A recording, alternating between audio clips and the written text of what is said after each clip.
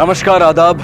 Crime petrol city crimes अध्याय के आज के एपिसोड में आप सबका स्वागत है। कई बार तो हम अपने आसपास हो रही गलत बातों के बारे में जानकर भी अनजान बनते हैं, इस डर से कि कहीं दूसरों के झमेले में ना उलझ जाएं। और इस रवैये का फायदा उठाते हैं अपराधी। जहां जागरूकता की कमी हो, वहां अपराध का पनपना लगभग तय है।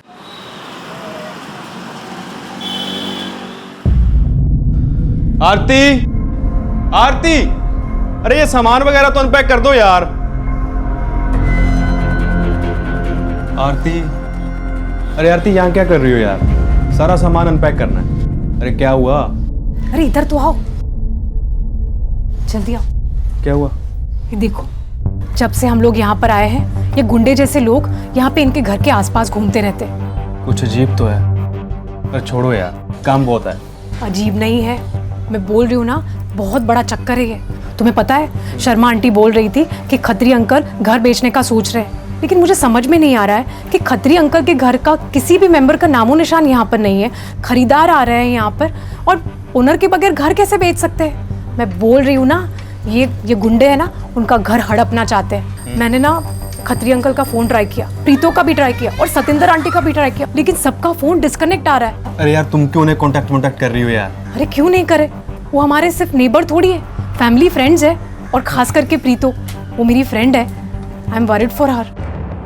सुनो ना, हम एक काम करें, हम ना पुलिस को फोन करते हैं। ओ झांसी की रानी, कोई जरूरत नहीं है और पुलिस के चक्कर में नहीं पड़ना हमें। और कहाँ के फैमिली फ्रेंड्स? जब हम 3 साल बाहर थे तब अंकल और उनकी फैमिली में से किसी ने हमें एक कॉल भी किया? नहीं ना। अरे टच में कहाँ थे वो लोग? और वो तुम्हारी सो कॉल्ड फ्रेंड प्रीता, उसने बाय भी नहीं बोला जब हम टोरंटो जा रहे थे। अब हम क्यों केयर करें? और वैसे भी आरती, बहुत काम बाकी है और कम से कम ये सामान तो अनपैक कर दो यार। Okay, bye bye.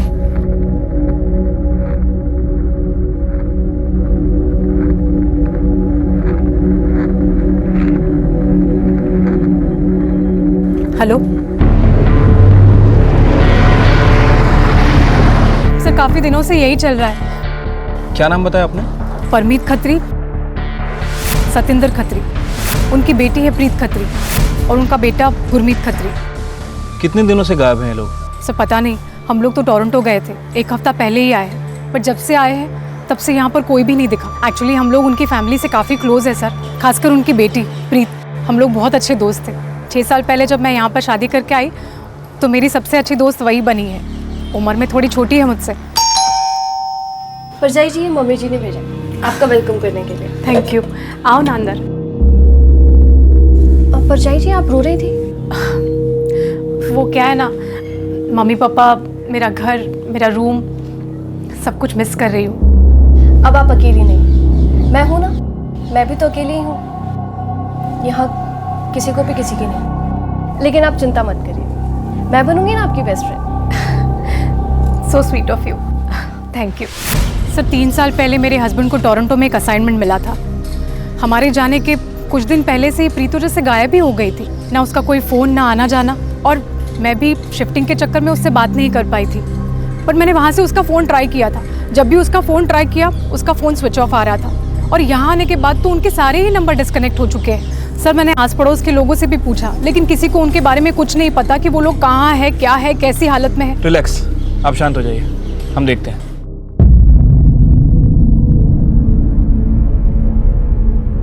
सर लगता नहीं कोई सीरियस बात होगी, फिर भी मैंने कांस्टेबल बाजवा को भेज दिया चेक करने के लिए।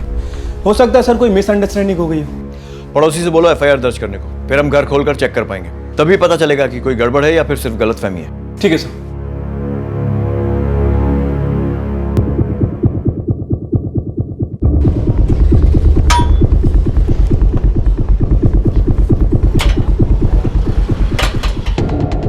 सिंह, पड़ोसी से पूछो, शायद किसी के पास चाबी रखी हो।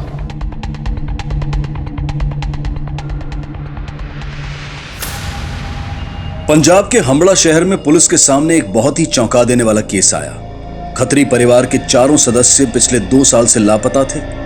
एक पड़ोसी द्वारा पुलिस को यह जानकारी दिए जाने पर पुलिस ने उस पड़ोसी से इसकी एफआईआर दर्ज करवाई और कोर्ट से आदेश लेकर घर का दरवाजा खोला।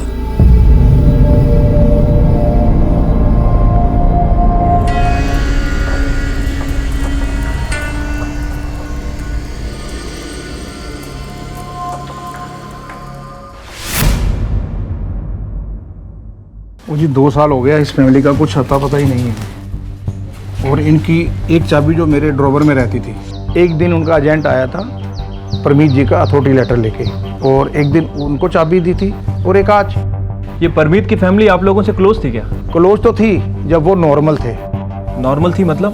अरे जोली टाइप के थे, वो पार्टियां शाटियां करते थे। और चको यार फटाफट, चीयर्स चीयर्स चीयर्स। और जस्सी पाजी नहीं आया यार। ओ कितने रह गए इस बार? पटियाला बनाएगा और केड़ा बनाऊंगा। और शर्माना बिल्कुल। चीयर्स। आपका नेकलेस तो बड़ा सुंदर है। नेकलेस की मत पूछो, ज्वेलर का फ़ोन आया, कहते मैम एक्सक्लूसिव पीस आया हुआ है। मैंने कहा फिर देर किस बात की है, बस उसने भेजा और मैंने पहन लिया। और एक दिन अचानक वो सब बंद हो गया। और एक दिन तो ऐसा भी आया कि मेरे ऊपर बिगड़ गए। परमीते, ओ परमीतिया, ओए आजकल किधर है, नजर ही नहीं आता यार तू। ओए की परमीते लगा कर क्या काम तो धरे देने कोई, क्या अपना काम कर। परमीते लगा कर क्या। अच्छा, इस फैमिली के बारे में आप और कुछ भी बता सकते हैं? वो नहीं जी, वो मैं तो काम पे रहता था। हाँ इतना जरूर है, वो मेरी घरवाली को सब पता होगा। शो ऑफ का जी बड़ा ही शौक था उन्हें, खासकर मिसेस खत्री को। वो तो छोड़ो जी, फ्लर्टिंग का भी मौका नहीं छोड़ती थी। बंदा बड़ा हो चाहे छोटा हो, बस कोई मौका नहीं छोड़ती थी। आपकी शर्ट मुझे बहुत सुंदर लग रही है। अरे पूरी पार्टी विच ना आप सबसे सोहने लग रहे हो। अच्छा हाँ। और बेटा भी कुछ कम नहीं था जी, बिल्कुल माँ पर गया था। ओ ते लोग कहते सी कि भाई ड्रग व्रग भी लेता है। ये खत्म हो जाने दे पार्टी, फिर हम छत पे चलते हैं, फिर वहाँ जाके फूकेंगे। बस प्रीता थी सीधी सादी बेचारी ना। पुत्र कल्ली क्यों खड़ी है? नहीं आंटी, ऐसी कोई बात नहीं है।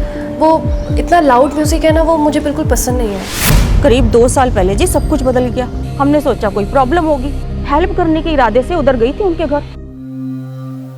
जो जाकर देखा ना तो देखकर जी शॉक्ड रह गई सी बिल्कुल। प्रीता तो जी बड़ी बीमार लग रही थी, सारे खिड़की दरवाजे बंद थे जी, कोई हरकत नहीं, कुछ नहीं। अजीब सी फीलिंग हो रही थी जी, बहुत स्मेल आ रही थी जी उधर। अरे प्रीतो दरवाजा खोल पुत्र, दरवाजा खोलो।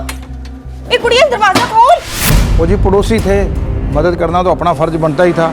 ओए हम तो ले गए डॉक्टर के पास, हम तो और भी हेल्प करना चाहते थे, लेकिन वो क्लियर थी, वो तो हमसे दूरियां बना के रखती थी। अभी उसमें हम क्या करते। केरे डॉक्टर के पास लेके गए थे?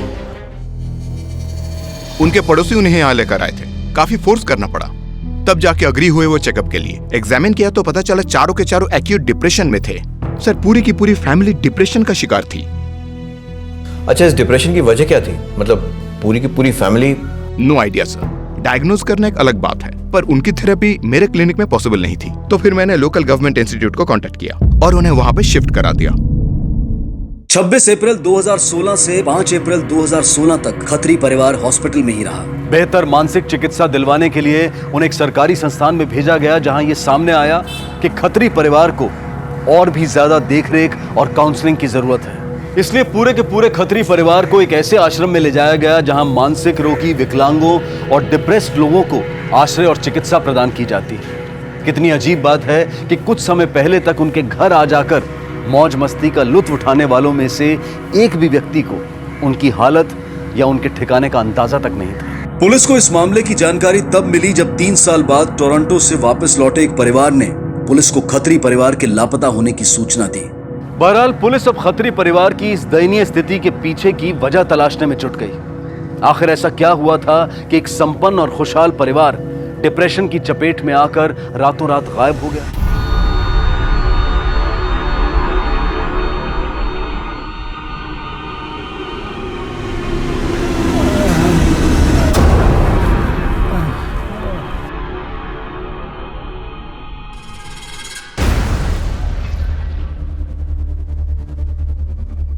हमें जाने दो, हमें जाने दो,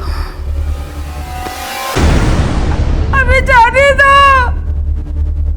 हमें क्यों रख गए यहाँ पे?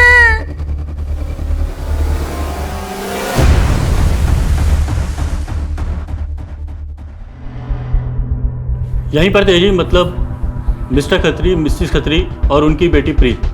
बेटा नहीं था उनके साथ। बुरा हाल था जी बेचारों का। देखिए परमीत जी, ये हमारे एनजीओ के डॉक्टर हैं, हम आपकी हेल्प करना चाहते हैं, बताइए आपके साथ क्या हुआ। आप कुछ तो बोलिए, आप घबराइए मत, हम यहाँ सब आपकी हेल्प करने के लिए ही बैठे हैं। देखिए मिसेस खत्री, आप बोलेंगे नहीं तो कैसे चलेगा, सब ठीक हो जाएगा। देखो प्रीत बेटा, हम हेल्प करना चाहते हैं तुम सबकी, इलाज कराना चाहते हैं तुम्हारा। तुम भी चाहते हो ना सब ठीक हो जाए, तो बताओ हमें क्या हुआ तुम्हारे साथ। ट्रीटमेंट शुरू कराई उनकी, हौले हौले ठीक भी होने लगे थे, धीरे धीरे हालत पहले से बेहतर होती जा रही थी। लेकिन फिर 2 महीने बाद उनके फैमिली फ्रेंड आए।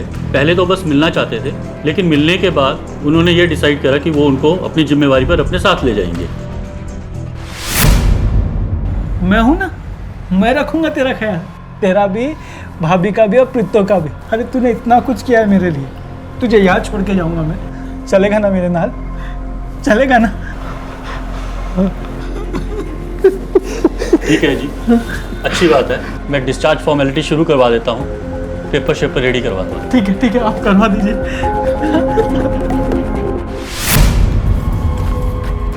ये है वो एफिडेविट, ये है उस आदमी का नाम जो उनको ले गया था, करतार सिंह, और ये है उसका पता। इसका कोई आईडी प्रूफ है आपके पास? सॉरी सर, वो आईडी प्रूफ नहीं ली। इस एड्रेस को वेरीफाई करो और करतार सिंह से कांटेक्ट करने की कोशिश करो। ठीक है सर।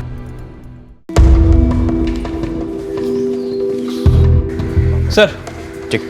हाँ सिंह। सर, एफिडेविट में मौजूद नाम और एड्रेस दोनों ही फेक है। करतार सिंह नाम का कोई आदमी है ही नहीं। कहीं ऐसा तो नहीं कि एनजीओ भी कुछ छुपा रहा है? इस एनजीओ की सारी जानकारी निकालो और फैमिली के वो सारे जानने वाले जिन्हें फैमिली की कंडीशन के बारे में मालूम था, ढूंढ निकालो उन्हें और पड़ोसियों से फिर से बात करो। हो सकता है इस करतार सिंह ने वहाँ किसी से कांटेक्ट करने की कोशिश की हो। ठीक है सर। अजीब सी बात है कि आज के ज़माने में एक फैमिली को अपने साथ कौन लेकर जाएगा, और वो भी ऐसी फैमिली जो बीमार हो। सर, हो सकता है कोई स्वार्थ हो, इसलिए अपने साथ लेकर गया हो।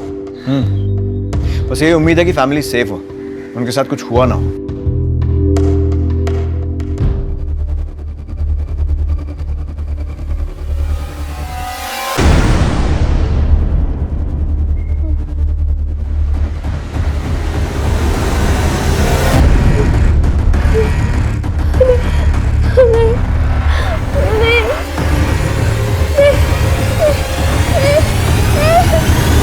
सर। हाँ सिंह। उस एनजीओ के बारे में इन्फॉर्मेशन निकाली है सर, जेन्युइन एनजीओ है और काफ़ी टाइम से एक्टिव है। और सर, वो आदमी करतार सिंह जो खत्री फैमिली को एनजीओ से लेकर गया था, सर उसके बारे में भी इन्फॉर्मेशन निकाली है। ना तो किसी रिश्तेदार को उसके बारे में पता है और ना ही पड़ोसी को। उनका बेटा क्या नाम है उसका? गुरमीत खत्री। उसकी कोई अपडेट? नहीं सर। सिंह, इस फैमिली की इस हालत की वजह पता लगानी होगी, तभी कोई लीड मिलेगी। आस पड़ोस, स्कूल, कॉलेज, बिजनेस, इस फैमिली की सारी जानकारी निकालो। ठीक है सर। वो जो उनका लड़का गुरमीत है ना, वो नशे का आदी था और ड्रग्स लेता था। सारी टेंशन की वजह वो लड़का ही था। अरे सर, ड्रग्स वगैरह की कुछ भी प्रॉब्लम नहीं थी, तीनों लोग एकदम सही थे। प्रॉब्लम तो ये आंटी जी में थी। सतिंदर में? हाँ, हर रोज गैर मर्दों के साथ चक्कर, घर में पार्टियाँ, बस यही काम था। कुछ ज़्यादा ही नज़दीक होने की कोशिश करती थी, पता नहीं क्या समझती थी अपने आप को। मुझे नहीं लगता ऐसा कुछ था मैडम, शायद उनका बिजनेस घाटे में चल रहा था। ये महंगे फ़ोन, मोबाइल, गाड़ियाँ, बंगलो, पार्टियाँ, सब दिखावा था और कुछ नहीं। सर, यहाँ तो हर पड़ोसी एक अपनी कहानी बता रहा है। कोई मिसेस खत्री पे शक जता रहा है तो कोई इनके बेटे गुरमीत पर। सर, एक बात तो कंफर्म है कि इनकी फैमिली में कहीं ना कहीं कोई प्रॉब्लम चली रही थी। हो सकता है इनका बिजनेस भी ठीक ठाक ना चल रहा हो या कोई फैमिली इशू हो। इसी के चलते पूरी फैमिली डिप्रेशन में आ गई हो और फिर एनजीओ में सेट हो गई हो। और वहाँ आता है इनका फैमिली फ्रेंड जो गलत नाम और गलत एड्रेस बताकर इस पूरी फैमिली को एनजीओ से ले जाता है। और सर, फाइनली अब इन सबका घर भी बिकने वाला है। और यहाँ पर नेबर्स का ये कहना है कि खत्री अंकल घर बेच रहे हैं। और यही बात मुझे खटक रही है। पहले वो आदमी एनजीओ में अपना गलत नाम पता बताता है, उसके बाद पूरी की पूरी फैमिली को ले जाता है, पता नहीं कहाँ, और अब ये घर बेचने की बात है। ये सब इस फैमिली की मर्जी से हो रहा है या फिर ज़बरदस्ती हो रहा है? वैसे सर, मैंने उस स्टेट एजेंट के बारे में पता किया जो इनका घर बेचने में हेल्प कर रहा है। देखते हैं बात करके क्या मिलता है। सर, इस एरिया की ज़्यादातर डील तो मैं ही करता हूँ। सब लोग पहचानते हैं मुझे और भरोसा भी करते हैं। और ये परमीत खत्री को तो मैं अच्छी तरह से जानता हूँ। ये जो परमीत खत्री है जिसका घर बेचने की डील आप कर रहे हैं, इस मामले में आपकी बात किससे हुई थी? जी, उनके बेटे से हुई थी। उनके बेटे गुरमीत खत्री से? जी हाँ। एग्जैक्टली क्या बात हुई थी आप दोनों के बीच में? वैसे तो कोई खास बात नहीं हुई। उन्होंने फ़ोन पर मेरे को इतना ही बोला था कि उन्होंने अपना घर बेचना है, वो आ नहीं सकते हैं, वैसे पर्सनली मैं उससे कभी मिला नहीं हूँ, अब उसने बोला तो मैंने मान लिया जी। ऑनर का अथॉरिटी लेटर भेज देंगे और बैंक की डिटेल भेज देंगे, कोरियर कर देंगे इन सब का। वो पेपर्स हैं अभी आपके पास? जी हाँ है, ये अथॉरिटी लेटर है और ये बैंक की डिटेल्स है। परमीत खत्री का साइन किया हुआ अथॉरिटी पेपर। अच्छा, इसके अलावा और किसी का भी बैंक डिटेल आया था क्या? जी जो कुछ है सब यही है, इसके अलावा तो कुछ नहीं है। सर ये साइन तो परमीत खत्री का ही है और अकाउंट डिटेल भी उसी का है। लेकिन उसका बेटा गुरमीत, वो तो उनके साथ था भी नहीं जब उन्हें एनजीओ ले जाया गया था। और अभी एस्टेट एजेंट का अथॉरिटी लेटर, कुछ तो गड़बड़ है। सर पहले मुझे भी लग रहा था कि पड़ोसी बेकार में ही बतंगड़ बना रहा है, लेकिन अब मुझे भी डाउट आ रहा है। सर कहीं ये सब गुरमीत खत्री तो नहीं कर रहा है पैसों के लिए किसी के थ्रू? सिंह, इस लेटर को आए हुए काफी टाइम हो चुका है, पता नहीं उस फैमिली की क्या हालत होगी। लेटर कहाँ से आया? सर मोहाली से।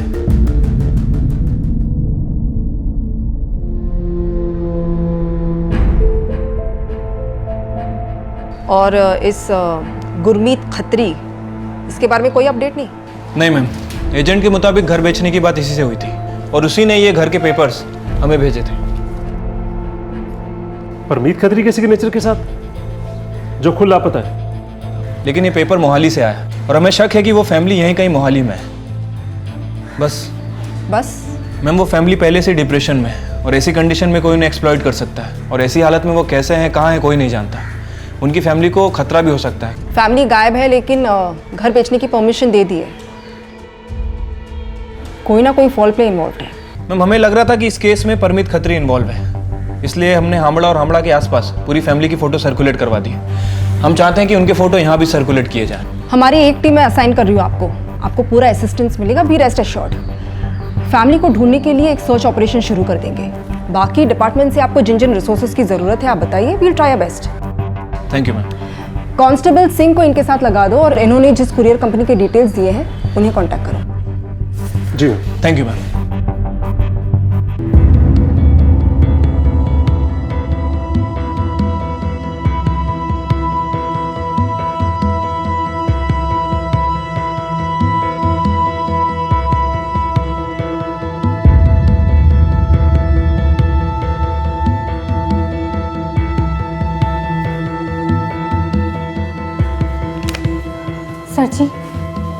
सर जी मैंने एक कंप्लेन लिखवानी है। मेरे ससुराल वाले हैं ना, वो मैंने बहुत टॉर्चर करते हैं।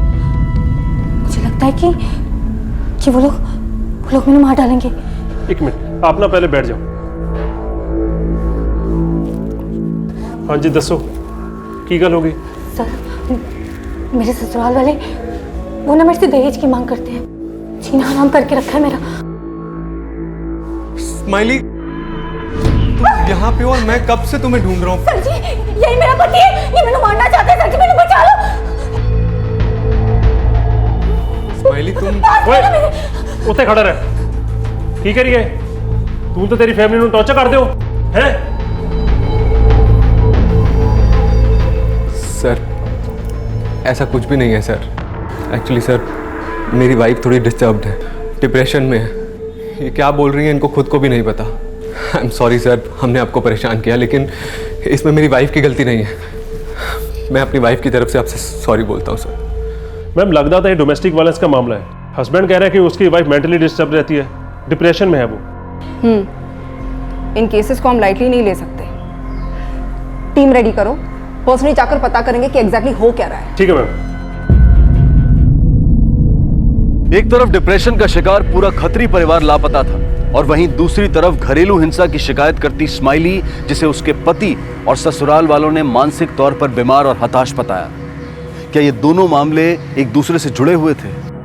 हम्बड़ा पुलिस के लिए बड़ा सवाल यह था कि वो कौन आदमी था जो खत्री परिवार के तीनों सदस्यों को एनजीओ से ले गया था, और इससे भी बड़ा सवाल यह था कि गुरमीत खत्री कहां था।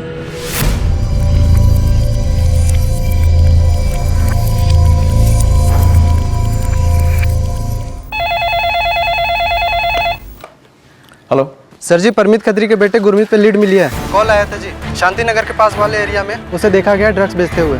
मैं उधर ही जा रहा हूँ। खबरी से कोऑर्डिनेट करते रहो, किसी भी हालत में वो हाथ से निकलना नहीं चाहिए।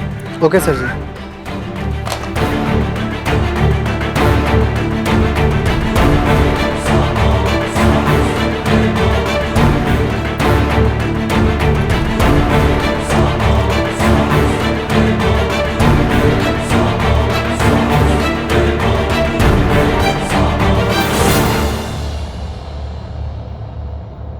हेलो सर जी, टिप तो गलत निकली, बंदा तो कोई और ही निकला।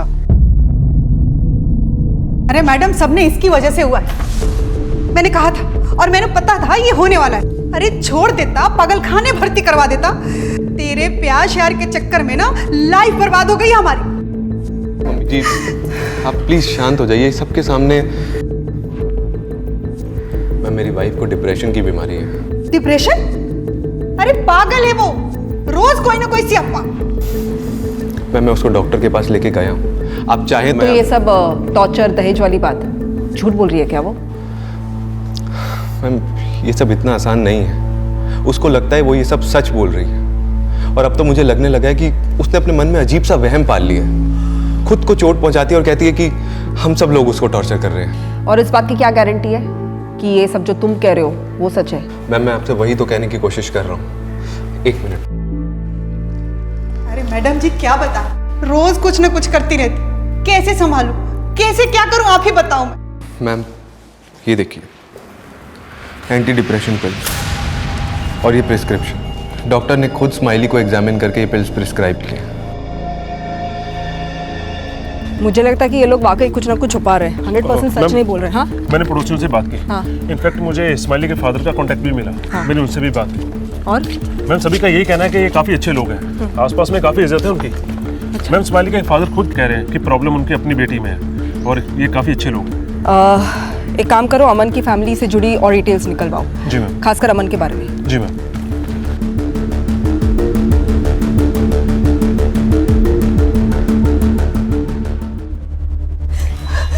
आप लोगों ने नहीं अरेस्ट किया ना उन्हें? मैंने आपसे कहा था ना मैम जी कि वो लोग मुझे मार डालेंगे।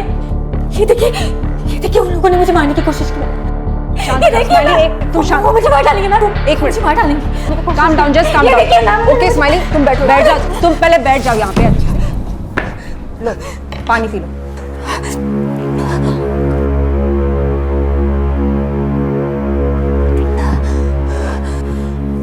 अब बताओ क्या हुआ? जो हर रोज होता है मैम, ये घाव खुद को भी दिए जा सकते हैं स्माइली, हमने तो कई मामले देखे हैं। और तो मैम, आप यकीन कीजिए मेरा मैम, उन्होंने हमारे घर में भी किसी को कैद करके रखा है। जैसे जानवर को रखते हैं ना कैद में, बिल्कुल वैसे। लेकिन उस दिन जब मैं उसे खाना देने गई तो पहली बार मैंने किसी की आवाज सुनी।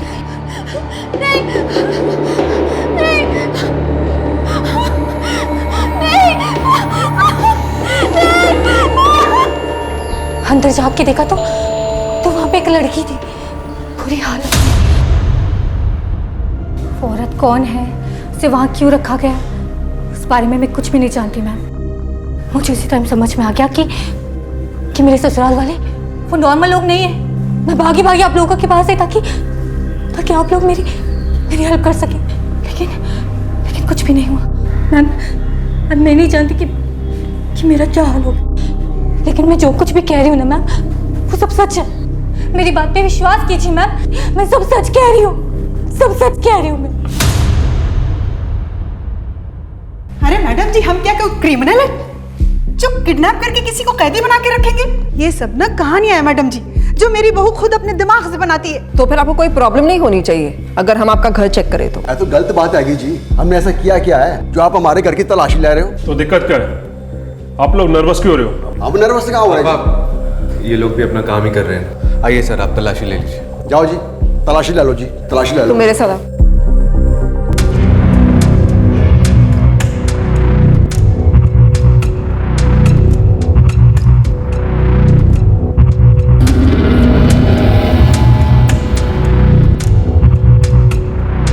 कोई नहीं है मैम। नहीं, कोई और ही था। टिप गलत निकली। वीएम कॉलोनी से भी टिप मिली है, वहां भी किसी ने गुरमीत को देखा। सिंह, जितनी भी टिप्स मिल रही हैं गुरमीत के बारे में मिल रही हैं, बाकी फैमिली को किसी ने भी नहीं देखा। हो सकता है कि गुरमीत ने उनके साथ कुछ किया हो। अच्छा, वहां से कोई खबर? नहीं सर, कुरियर कंपनी में जो आदमी कुरियर करने आया था उसका चेहरा किसी ने नहीं देखा। पर किसी ने कुछ तो देखा होगा, या फिर कोई सीसीटीवी वगैरह? नहीं सर, यहाँ पे कोई सीसीटीवी कैमरा नहीं है, लेकिन उस आदमी ने जो नंबर कंपनी को दिया है हम उससे ट्रेस कर लें। जल्दी उसकी लोकेशन मिल जाएगी। ठीक है। इस मोड़ पर पुलिस को यकीन हो चला था कि खत्री फैमिली के गायब होने में उनके बेटे गुरमीत का ही हाथ है, और जिस नंबर से हमला के एस्टेट एजेंट को घर बेचने के लिए फोन किया गया था वही नंबर मोहाली की एक कुरियर कंपनी से प्राप्त हुआ। पुलिस को पूरा यकीन था कि यह फोन नंबर उन्हें गुरमीत खत्री तक पहुंचाएगा। इसी बीच मोहाली में चल रहा घरेलू हिंसा का मामला एक उलझी हुई गुत्थी बनता जा रहा था। क्या यह सिर्फ डिप्रेशन की शिकार मनगढ़ंत कहानियां बनाती एक बहू का किस्सा था, या फिर स्माइली द्वारा किए गए दावों और अपने ही ससुराल वालों पर लगाए गए इल्जामात में वाकई दम था? क्या डिप्रेशन की बीमारी ही एकमात्र कड़ी थी जो इस मामले को खत्री परिवार केस से जोड़ती थी, या फिर इन दोनों केसेस के बीच का ताल्लुक और भी ज्यादा गहरा था? देखो स्माइली, तुम्हें भी ये बात एक्सेप्ट करनी होगी कि तुम भी गलत हो सकती हो। तुम्हें जो लग रहा है तुमने देखा वो शायद तुमने देखे ही नहीं। आप लोग भी उन लोगों की तरह बातें कर रहे हो जी। सर, कहीं ऐसे भी तो हो सकता है कि उन लोगों को पहले से पता चल गया हो कि मैं उस लड़की के बारे में आप लोगों को बताने वाली हूँ, इसलिए रातों रात उस लड़की को गायब करा दिया है। अगर उन्होंने ऐसा कुछ किया है ना स्माइली, तो वो जल्द पकड़े जाएंगे। I promise you this. Madam ji, लड़की वही थी। आप लोग मेरी बात पे यकीन क्यों नहीं करते हो जी? शक्ल याद है उसकी? मतलब डिस्क्राइब कर पाओगी तुम उसे, ताकि हम स्केच बनवा सके? जी मैं ट्राई करूंगी। नाम तो पता नहीं साहब जी, जवान बंदा था, हट्टा कट्टा, बस इतना याद है। जब तुमने सिम कार्ड दिया उसकी डिटेल्स तो ली होगी, कुछ डॉक्यूमेंट्स तो लिए होंगे ना? सीधी आईडी नहीं लीजिए, सीधा सिम कार्ड दे दिया। बिना किसी डॉक्यूमेंट्स के तुमने सिम कार्ड इशू कर दिया। घर का राज चल रहा है क्या? डालू अंदर। गलती हो गया सर जी, आगे से नहीं करूंगा, इस बार माफ कर दीजिए सर प्लीज। ठीक है, जाओ।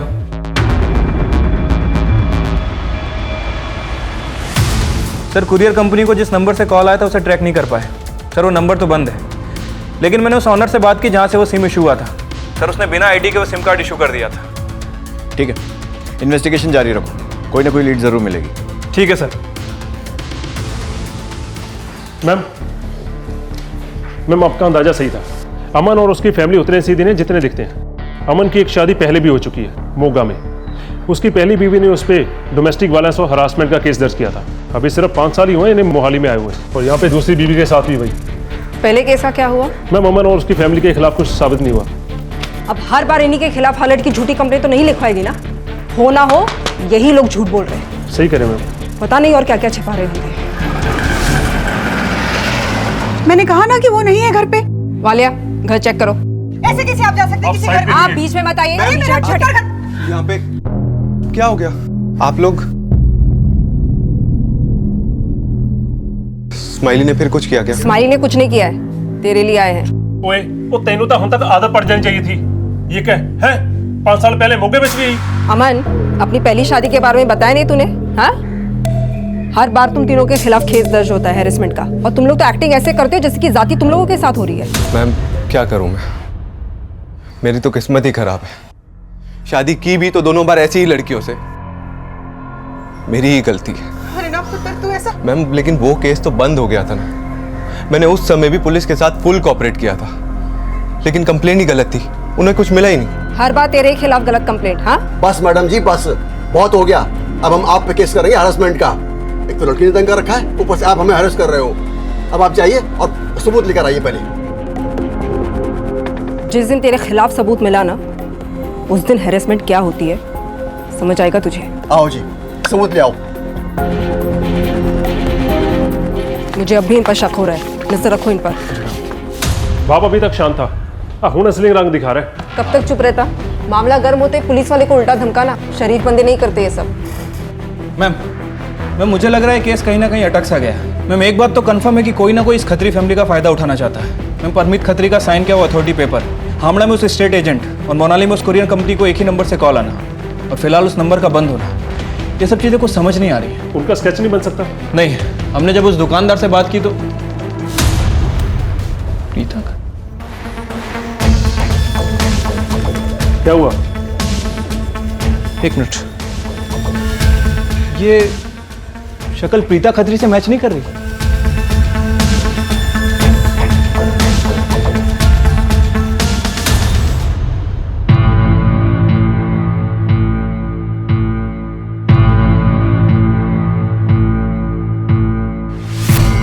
लेकिन अमन की फैमिली से खत्री फैमिली का क्या कनेक्शन है? मैम उस एनजीओ वालों ने बताया था कि जो उन्हें एनजीओ से लेकर गया था, खत्री फैमिली उसे अच्छे से जानती थी।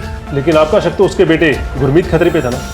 ये भी तो हो सकता है कि अमन और उसका बाप बलजीत गुरमीत से मिले हुए हो। मैं मुझे लगता है कि हमें उस एनजीओ वाले से बात करनी चाहिए। अब जो भी है वही बता सकता है। नहीं जी, जो आदमी खत्री जी ने फैमिली ले गया सी, ये वो आदमी नहीं है। गौर से देखिए एक बार। मैं उसकी शक्ल अच्छे से पहचानता हूँ। वो आदमी इससे उम्र में बड़ा था। ये था? नहीं, ये भी नहीं थे। इन दोनों में से वो कोई भी आदमी नहीं थे। Thank you. ना अमनपुरी ना बलवंतपुरी, एनजीओ वालों को पूरा यकीन है कि उन दोनों में से कोई भी नहीं था। सर हो सकता है जिस लड़की का स्केच हमारे पास हो वो प्रीत खत्री नहीं बल्कि और कोई हो सकता है। इसका मतलब यह है कि हमारा मेन सस्पेक्ट अभी भी गुरमीत खत्री है। Yes sir. ढूंढो सर। कौन था वो शख्स जो झूठा नाम और पता देकर पूरे खत्री परिवार को अपने साथ ले गया था? अमन और उसके माता पिता की इस मामले में क्या भूमिका थी? क्या वो किसी तरह से गुरमीत खत्री से मिले हुए थे? और कौन सा कारण था जिसने पूरे खत्री परिवार को डिप्रेशन की आग में झोंक दिया था? सवाल अनगिनत लेकिन जवाब दुर्लभ।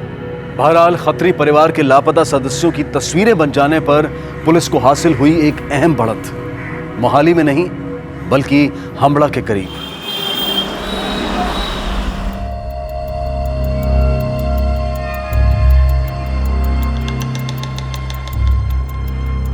खत्री परिवार के लापता होने के पीछे पुलिस का शक गुरमीत खत्री पर था, लेकिन गुरमीत खत्री खुद ही पुलिस को सड़कों पर भीख मांगते हुए मिला। सर जी, वीएम कॉलोनी के सिग्नल पर भीख मांगते हुए मिला। काफी टाइम से उसी सड़क पर भिखारियों के साथ रह रहा है।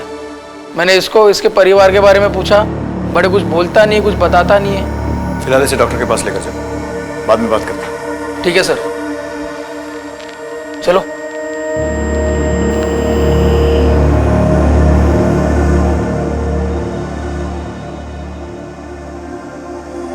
हाँ सिंह, परमीत खत्री का बेटा गुरमीत खत्री मिला है, सड़क पर भीख मांगते हुए। अपराधी कम, विक्टिम ज्यादा लग रहा है। फिलहाल मेडिकल जांच के लिए भेजा है। सर लेकिन हमारा तो मेन सस्पेक्ट वही है। लेकिन मुझे नहीं लगता कि अपनी फैमिली के गायब होने में इसका कोई भी हाथ। एनजीओ से बेदी को बुलवाया है, उस आदमी का स्केच बनवाने के लिए जो फैमिली को साथ में लेकर गया था। देखते हैं। वाले जी, जिस हालत में हमें गुरमीत मिला है, लगता नहीं कि इस क्राइम में वो इन्वॉल्व है। अगर गुरमीत को क्लीन चिट दे भी दे तो बचा कौन? एनजीओ वाले के हिसाब से ना तो खत्री फैमिली को ले जाने वाला अमन है, ना ही उसका बाबलजीत। हमारी एनजीओ अदर सोरी से बात हो रही है और वो उस बंदे का स्केच भी बनवा रहे हैं। जैसे ही वो स्केच बन जाएगा हमें मिल जाएगा। कहीं कहीं और तो नहीं जो अमन और उसकी फैमिली की हेल्प कर रहा है? Might be indirectly.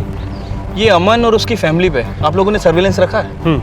Family members पे नजर रखी हुई है, लेकिन अभी तक फिलहाल कुछ मिला नहीं।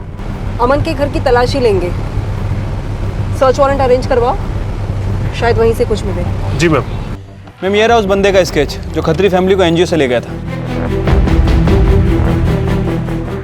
इस बंदे को पहले तो नहीं कभी देखा। कमाल है। कौन है ये बंदा? मैडम जी, सर्च वारंट आ चुका है। Very good. चलो लेट्स होप कि अमन के घर से कोई क्लू मिले, शायद कोई दोस्त रिश्तेदार हो। Let's go.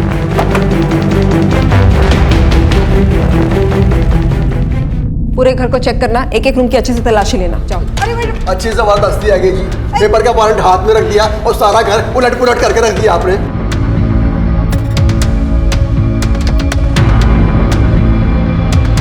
मैम ये क्या आप हम कोई क्रिमिनल्स है क्या?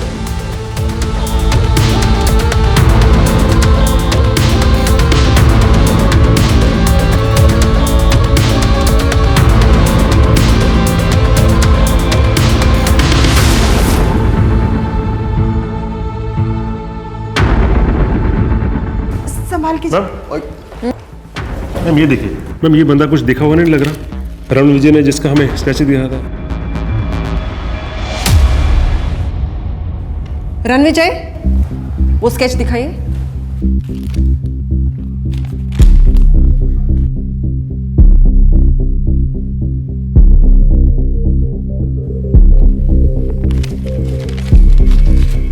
कौन है ये आदमी? मैंने पूछा ये आदमी कौन है फोटो में? इसको मैंने क्या वो मैं गौर से देखकर बोलो कि कौन है ये आदमी। ये तो मेरे डैडी जी।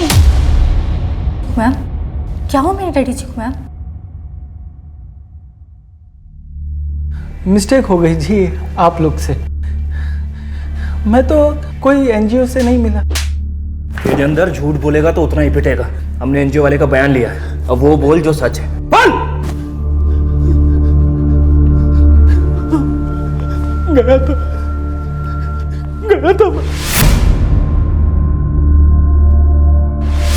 क्यों किया ये सब? कोई चारा ही नहीं था मेरे पास। लक मिन्नत है की उनसे, लेकिन बस और दो। चल फोन लगा अपने बाप को, लगा फोन। बेटी की आवाज सुनेगा ना तो अपने आप पैसे लेके आएगा। एक बात दसो पुरी साहब, मैं कहाँ से लाऊंगा पैसे? शादी से लेके अभी तक का मैंने सब कुछ दिया है क्या नहीं? मेरी सारी सेविंग खत्म हो गई पुरी साहब, कंगाल हो गया जी मैं। तो अपनी कुड़ी को ले जाओ नहाल, करा लो अपनी बेइज्जती बिरादरी विच।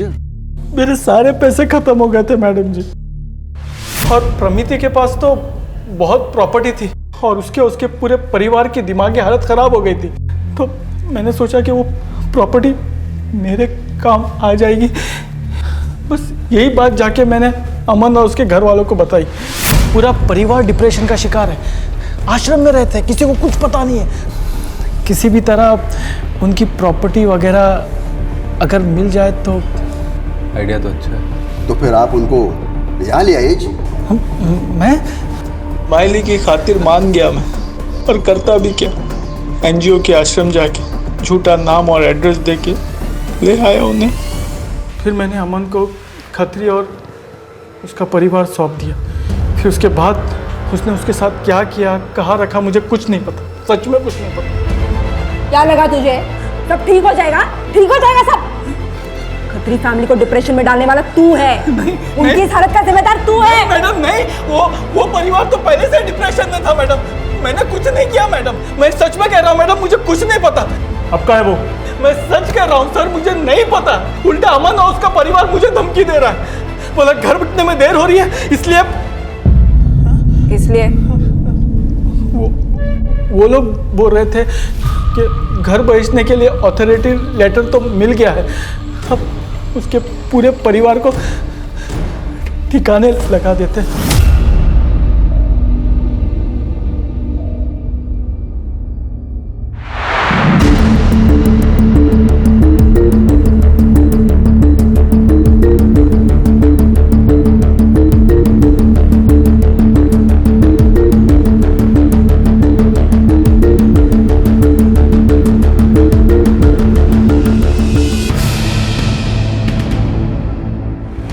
हेलो सर, वो दोनों बाप बेटा हाईवे के पास एक बंगलो में गए हैं, लेकिन हमें पता नहीं अंदर क्या है।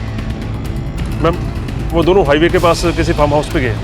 उसे कहना उन पे नजर रखे और जीपीएस लोकेशन मंगवाओ। जी मैम, उन दोनों पे नजर रखो और जीपीएस लोकेशन जल्दी से जल्दी भेज दो। Okay sir. गाड़ी तेज चला, पहुंचना है जल्दी।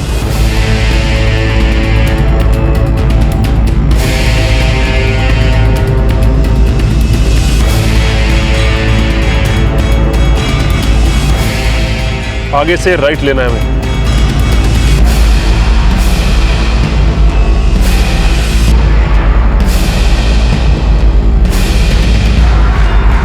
सीधा चलते रहो।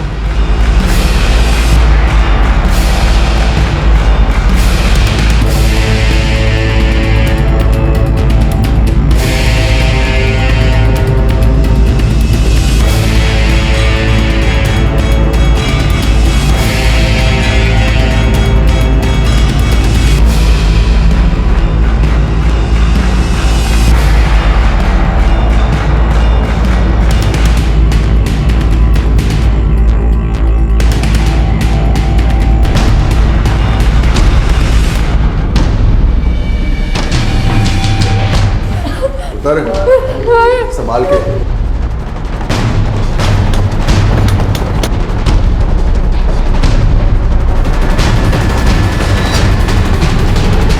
तुम पीछे से देखो।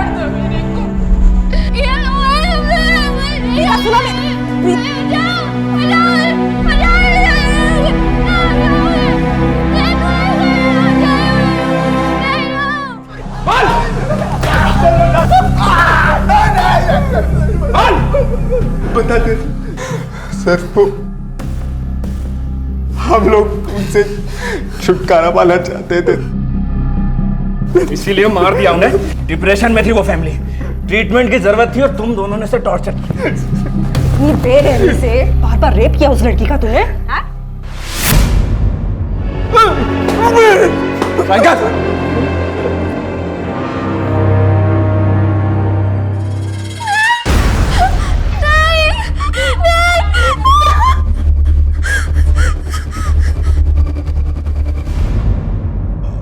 हमें लगा प्रॉपर्टी बेच के हमें पैसे मिल जाएंगे, लेकिन मार्केट डाउन था इसलिए हम रुके रहे।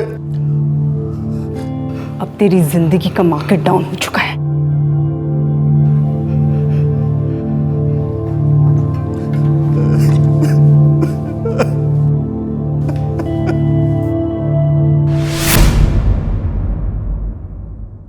आखिरकार हमड़ा और मोहाली पुलिस के दृढ़ निश्चय और परिश्रम द्वारा अपराध और अपराधी का पर्दाफाश हुआ।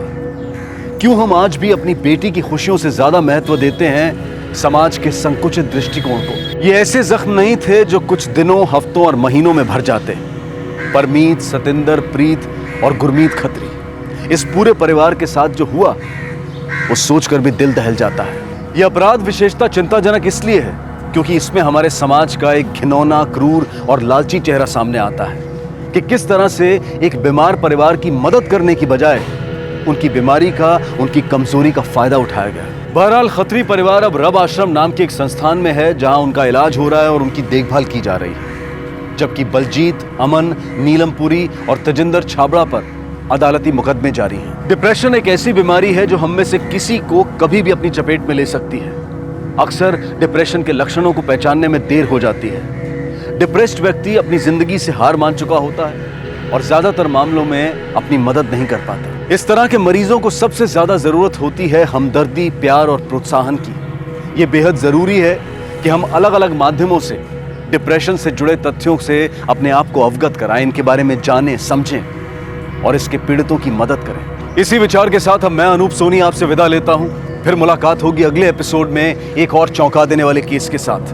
तब तक अपना और अपने परिवार का ख्याल रखें और देखते रहें क्राइम पेट्रोल सिटी क्राइम्स। सबक एक को, सीख हम सबको। जय हिंद।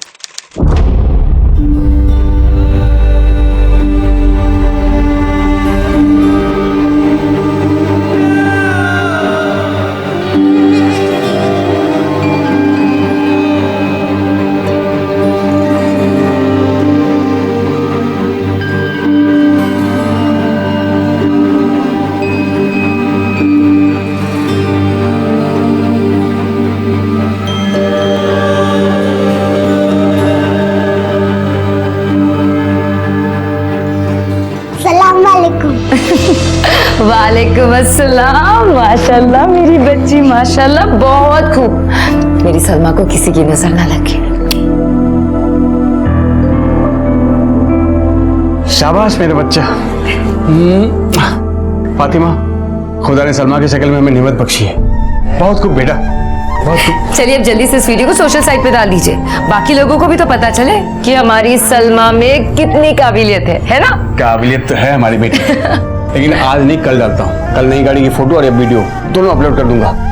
कल इतवार भी है, लोग फुर्सत में रहते हैं, लोग वीडियो देखेंगे और मेरी बेटी की तारीफ करेंगे। क्यों?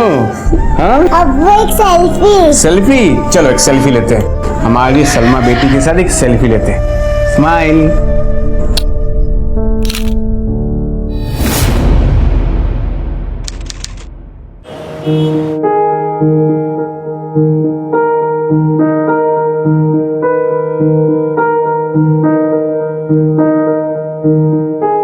फातिमा जी। जी ये देखो फातिमा, सुबह से ही सलमा की वीडियो में कितने लाइक्स आए। सब बाबा इसने लूट ली, मेरी गाड़ी पे एक भी लाइक नहीं मिला। माशाल्लाह माशाल्लाह, ऐसा तो होना ही था। अच्छा ये तो बताओ कि खाने में क्या बना है? मटन का सालन बना है। मटन बना है? मटन खाएंगे। अच्छा एक काम करना जी, महेश के लिए भी एक डब्बे में डाल देना, उसे बहुत पसंद है मटन। इरफान, हमें पता है कि महेश को मटन बहुत पसंद है, लेकिन उसकी बीवी को उसका मटन खाना बिल्कुल भी पसंद नहीं। आप क्यों जबरदस्ती? अरे मुझे पता है उसकी बीवी को पसंद नहीं है, लेकिन उसके बगैर अगर मैं मटन खाऊं तो मुझे हजम नहीं होगा ना। पता है। और एक मटन के लिए हम दोस्त को दगा नहीं दे सकते। अच्छा बस ज्यादा फिल्मी होने की जरूरत नहीं है, डब्बा पैक कर जाओ। आज हम मटन खाएंगे। इरफान भाई, शोभा जी आइए आइए आइए। अभी सलमा का वीडियो देखा। आपने देखा? हाँ, बहुत अच्छा, बहुत होशियार हो गया, दिल खुश कर दिया। अच्छा फिर तुमको इनाम मिलना चाहिए। अब बताओ क्या चाहिए? आंटी मुझे अप्पम चाहिए। अप्पम चाहिए? ओके ओके, इतना सारा अप्पम बनाती तुम्हारे लिए। हाँ इरफान भाई, मैं जाके अप्पम बनाती, आप इसको लेके खाने को आ जाओ। हाँ जी, मैं अभी पाव लेने जा रहा हूँ तो आपके घर छोड़ते हुए चले जाऊंगा। ठीक है, शुक्रिया। तुमने देखा कितने वीडियोस देख रहे हैं सब? हाँ, आपने वो सेल्फी जो लिया ना वो भी डाल दूंगा। सलाम अलैकुम। सलाम। भाई मुबारक हो, आपकी सलमा तो स्टार बन गई। आपको पता है पूरा मोहल्ला इसी का ही वीडियो देख रहा है। अच्छा बहुत अच्छे बेटा। Thank you uncle. कैसे हो बेटा? नमस्ते। इतनी छोटी है लेकिन कितनी अच्छी तरह उसने नमाज पढ़ा है। देखा बेटा, सबने तुम्हारा वीडियो देखा, सब कितनी वाह वाही कर रहे हैं। अच्छा बेटा, शोभा आंटी घर जाना है ना, जा संभल के। हाँ इरफान, अरे महेश भाऊ, अच्छा हो तुम मिल गए। ये लो तुम्हारे लिए मटन लाया हूँ। अरे तुम्हारा मनपसंद मटन। क्या बात है यार। तेरे घर पे तो लगता भी है इतवार सोमवार कोई दिन होता है। मेरे इधर तो आज भी वो सड़ा हुआ बटाटे का भाजी और रोटी बना होगा। अरे लगता ही नहीं आज छुट्टी है। क्या हुआ, उधर क्या देख रहे हो? अरे वो सलमा गई है ना शोभा जी के घर पे, तो शायद अंदर चली गई। अच्छा महेश भाऊ, मैं चलता हूँ, बेकरी से पाव ला रहा है। भाऊ मटन जरूर खाना। बिल्कुल आता हूँ। हाँ।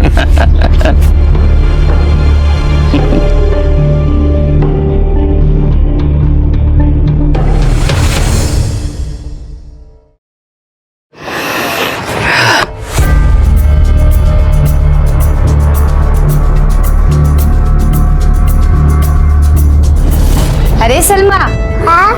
हमारे अनवर को भी नमाज पढ़ना सिखा दे। आज नहीं कल, अभी मुझे अम्मी के पास जाना है। जरूर। हाँ बाय बाय। कुटन निकाली?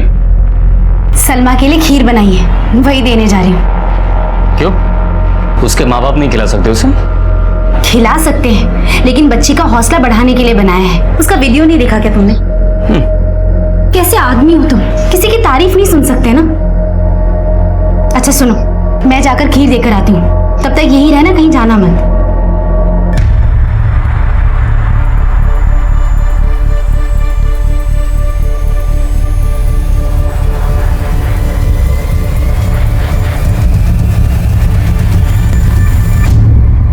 फातिमा, फातिमा। हाँ यार किचन में हूँ। अगर सलमा कुटे, मैं उसके लिए खीर लेकर आई, बुलाना उसको। अरे वो शोभा दीदी की आ गई है, बस आती हो। तू आना, बैठना मेरे पास। मैं इसका वीडियो देखी, बहुत ही प्यारी लग रही है सच में, है ना? तो सच्ची में बहुत किस्मत वाली है जो इतनी प्यारी और होनहार बच्ची मिली। और एक मैं, मुझे तो बच्चा ही नहीं है। गायत्री कैसी बातें कर रही है तू? सलमा अगर मेरी बेटी है तो तेरी भी है ना? वो तो है। सलमा बेटा। फातिमा। हाँ। पूरा मोहल्ला सलमा की तारीफ कर रहा है। अब तक वीडियो 5000 लोगों ने देखा है। आपने देखा कि नहीं? हाँ देखा है। सबको बहुत पसंद आया है। अरे कहाँ है वो सलमा? अरे वो शोभा दीदी के घर गई है, आती होगी। आई नहीं, लेकिन वो तो कह रही थी कि 15 मिनट पहले घर के निकल गई थी वो। क्या? हाँ। घर नहीं आई तो फिर कहाँ गई? इरफान 15 मिनट थोड़ी लगते हैं वहां से यहाँ आने में। फातिमा तो फिक्र मत कर, पूरे मोहल्ले की लाडली है, किसी ना किसी के घर पे होगी। मैं और भाईजान जाकर देख कर आते हैं, तो चिंता मत कर। इरफान मैं भी चलूं आपके साथ? अरे नहीं फातिमा, मैं और भाईजान जाकर देख कर आते हैं, तो बिल्कुल फिक्र मत कर। चलिए भाईजान, आइए चलिए। भाई साहब, वो मेरी बेटी सलमा यहाँ आई थी कैसे? भाई साहब, वो मेरी बेटी सलमा को देखा? नहीं।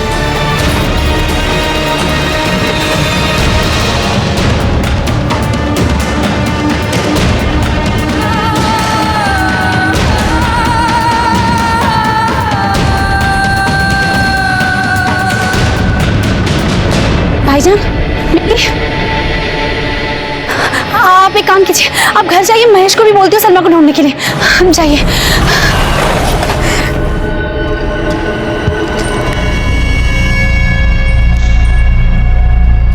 ये महेश को क्या हो गया? महेश फोन क्यों नहीं उठा रहे? महेश, महेश, महेश, महेश। दिन ब दिन मासूम बच्चों के साथ बढ़ती हिंसा और अत्याचार के आंकड़े अप्रत्याशित रूप से बढ़ रहे हैं। क्या हम ये भूल गए हैं कि ये मासूम बच्चे हमारा भविष्य है, जिनके साथ बलात्कार किया जा रहा है? मुंबई में भी कुछ दिन पहले ऐसा शर्मनाक हादसा हुआ। सलमा कहाँ है? सलमा, इरफान, सलमा कहाँ है? हर तरफ देखा, लेकिन उसका कुछ पता नहीं चला। फातिमा,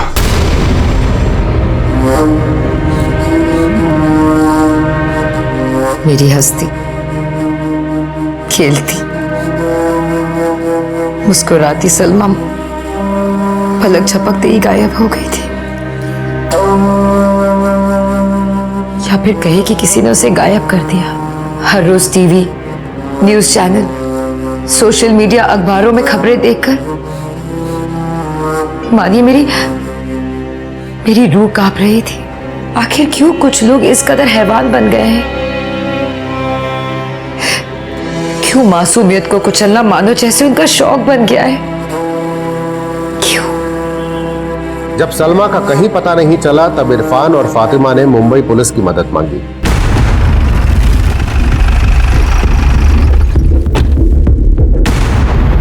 सुनो, ये इरफान कुरैशी का रहता है, वहां पे आगे रहता है।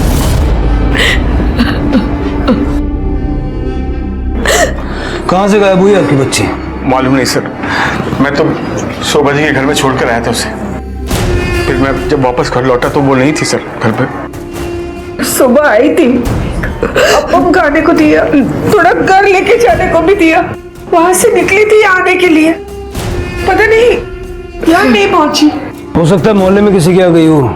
सर हमने एक एक घर में मालूम किया जाकर, लेकिन वो कहीं पर नहीं थी सर। आपने उसे अकेले जाने क्यों दिया? उसको घर तक क्यों नहीं छोड़ा?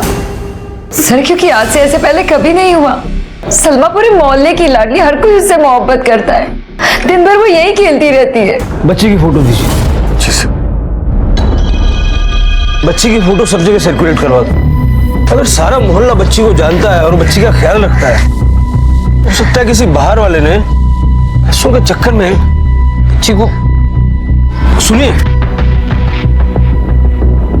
आप अभी इरफान के घर पे थे ना? जी साहब। आप बता सकते हैं कि इरफान काम क्या करता है? साहब, उनका भंगार का धंधा है। भंगार? हाँ, मतलब इतना छोटा मोटा धंधा भी नहीं है। जब जूनी बिल्डिंग टूटने वाली होती है तो इरफान भाई उनके लकड़े और लोखंड बेचने और खरीदने का काम करते हैं। अच्छा कमा लेते हैं। वो देखिए सर, वो दोनों गाड़ियाँ इरफान भाई की है। ठीक है, थैंक यू। जी। मतलब ये स्क्रैप डीलर है, सारा लेन देन कैश में है। एक काम करो, जरा पता करो वहां कहीं सीसीटीवी कैमरा लगा हुआ है। सर,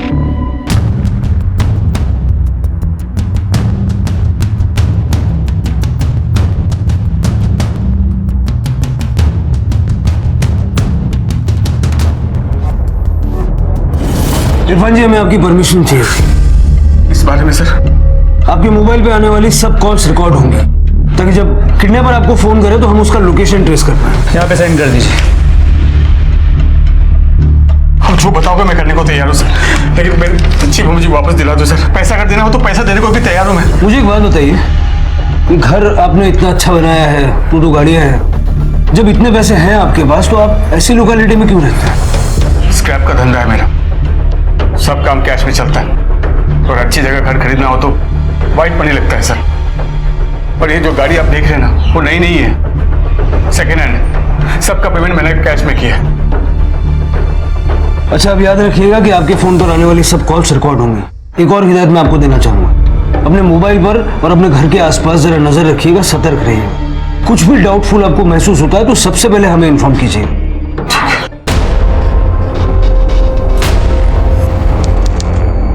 ठीक है, तुम वही नजर रखो। सर, आसपास के पुलिस स्टेशन में सलमा से जुड़ी कोई इन्फॉर्मेशन नहीं मिली और ना ही हमारे खबरियों के हाथ कुछ लगा है। हमारे लोगों ने आसपास के अस्पताल और मुर्दाघर भी चेक किए, वहां भी सलमा से जुड़ी कोई भी इन्फॉर्मेशन नहीं मिली। इरफान अच्छा खासा कमाता है, कहीं ऐसा तो नहीं कि उसके धंधे में कोई उसका दुश्मन है? लेकिन सर मेरी तो किसी से दुश्मनी भी नहीं है। और इधर मोहल्ले में मेरे अलावा कोई स्क्रैप का धंधा भी नहीं करता। सबसे अच्छे और घर जैसे ताल्लुकात है मेरे। गणपति, ईद, होली, दिवाली हम सब मिलकर मनाते हैं सर। सबके साथ भाईचारा है। रंजित जैसी कोई बात ही नहीं है सर।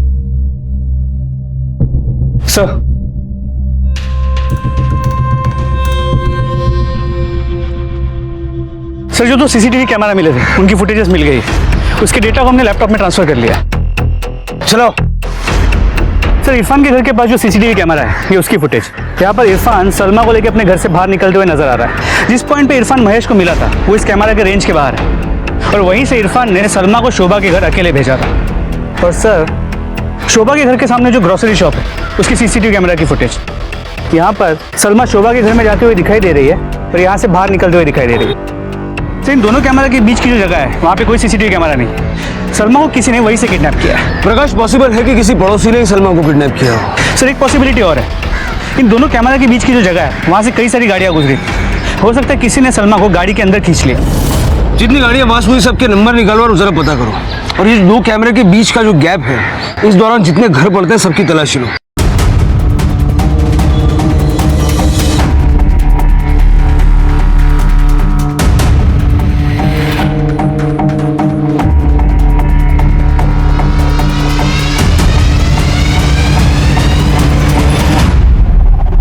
पुढे बघा। सुनिए, हमें आपके घर की तलाशी लेनी है। क्यों? आपके मोहल्ले से एक बच्ची सलमा गायब है। उसी सिलसिले में आप तलाशी लेने आए हो या इल्जाम लगा रहे हो? आपके पास सर्च वारंट है? देखिए, जिस तरह की तलाशी आप समझ रहे हैं ना, ऐसा कुछ नहीं है। ये बस एक प्रोसीजर है जो हमें फॉलो करना है ताकि हमें तसल्ली हो जाए कि प्रोसीजर में सर्च वारंट भी होता है। जाइए, वारंट आइए और तसल्ली कीजिए। ऐसे बिना वारंट के आप मेरे घर में नहीं घुस सकते। आप बेवजह बात को बढ़ा रहे हैं। बेवजह कैसे हुआ? हाँ, बेवजह कैसे? आप मेरे घर में तलाशी लेने आए हो, ये बात छोटी हुई?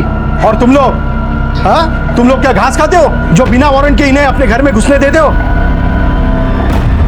अंकल, अंकल, पापा का लफड़ा हुआ है पुलिस वालों के साथ। वो लोग एक दूसरे पे भड़क रहे हैं। आप प्लीज चलिए ना, प्लीज। क्या? चल।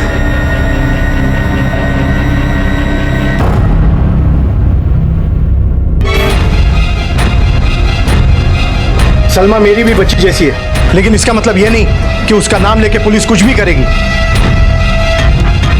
आइए इरफान भाई, अब तो मोहल्ले वालों को भी दुश्मन बना लिया आपने। 25 साल एक परिवार की तरह रहे, अब परिवार वाले ही दुश्मन हो गए और इन्हें बेइज्जती करने के लिए भेज दिया। गगन भाई, माफ कर दो। देखो, ये सब मेरे कहने से नहीं हुआ है। देखो, ये इनका काम कर रहे हो, मेरे कहने से नहीं कर रहे हैं। मुझे आप लोगों पे कभी ना शक था ना कभी होगा। मैं तो सिर्फ इतना बोलता हूँ गगन भाई कि मेरी 6 साल की बच्ची गायब है। उसे ढूंढने में मेरी मदद कीजिए। मैं आप लोगों के हाथ जोड़ता हूँ, इनकी मदद कीजिए, मेरी मदद कीजिए। जाइए, तलाशी लीजिए। तुम्हें देखना है तो तुम भी देख लो। आप लोग जा क्यों नहीं रहे? जाइए, अच्छे से तलाशी लीजिए। सलमा को गायब हुए 6 दिन बीत चुके थे पर उसका कहीं कुछ पता नहीं लगा। पुलिस वालों ने अपनी तरफ से पूरी मुमकिन कोशिश की। रेलवे स्टेशन, बस स्टैंड और भी कई तमाम जगहों पर उन्होंने सलमा की तस्वीर दी, इस उम्मीद में कि कहीं से कुछ खबर आ जाए। मेरी सलमा ऐसी जगह पर थी जहां तक हमारी नजर नहीं पहुंच पा रही। यहाँ तक कि लोगों ने ये तक कहना शुरू कर दिया था कि मेरी बच्ची के साथ वो हुआ है जो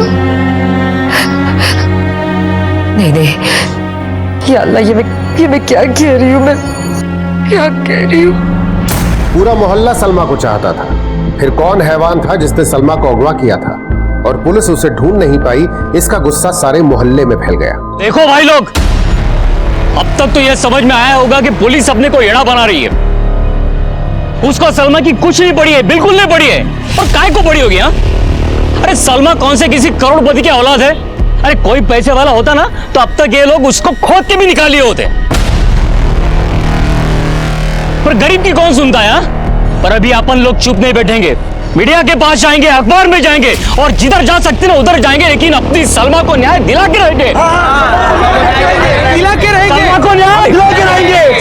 सर, ये तो लोगों को हमारे खिलाफ भड़का रहा है।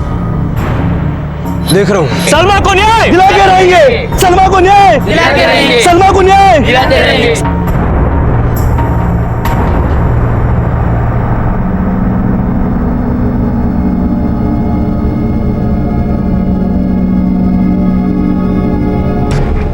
महेश, उन लोगों की लड़की के साथ गलत हुआ है, इसलिए वो हमें ही दोष देंगे। इसलिए मैंने मोहल्ले के सारे लोगों को बोला है कि अगर हम लोगों पर उंगली उठी तो हम सारा मोहल्ला हिला कर रखेंगे।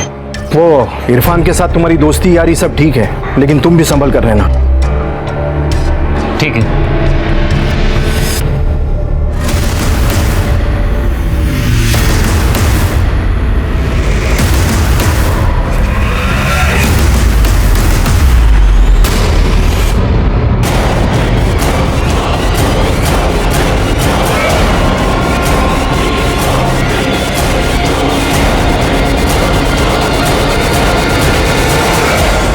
सलमा 422 नंबर खोली में है।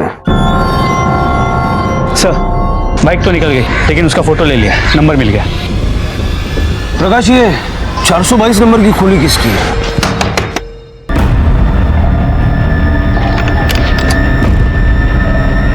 तुझे वारंट देखना था ना, ले। पूरे घर की तलाशी लो। अरे साहब, लेकिन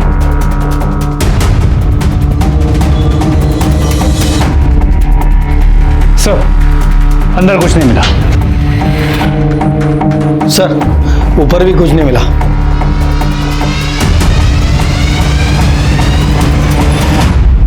ओके सर, आरटीओ से बाइक की इंफॉर्मेशन मिल गई, इसी मोहल्ले की।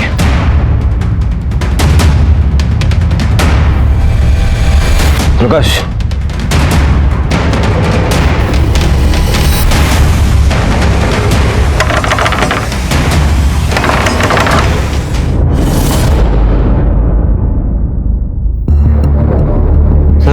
तरुण।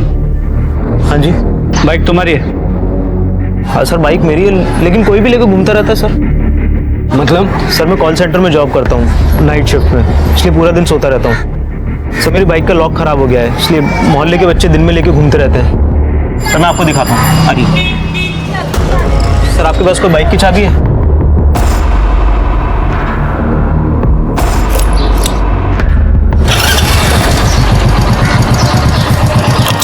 सर, किसी की भी चाबी से खुल जाती है। कौन कौन लेके जाता है तुम्हारी बाइक? सर, 5-6 लोग हैं, कैलाश, कौस्तुभ, देवेश, सौरभ, निखिल। सर, ये मोहल्ले के ही हैं, ये लेके जाते हैं। पुलिस सलमा को तलाशने के लिए हर तरकीब लगा रही थी, पर इसके बावजूद कोई सुराग हाथ नहीं लगा था। सलमा को गायब हुए 9 दिन बीत चुके थे और अब आहिस्ता आहिस्ता सारा मोहल्ला भी अपनी रोजमर्रा की जिंदगी की तरफ लौट चुका था। सबने मेरी सलमा की वापसी के ख्वाब देखना बंद कर दिए, सिवाय मेरी माँ हूं ना उसकी। उम्मीद कैसे छोड़ सकती थी?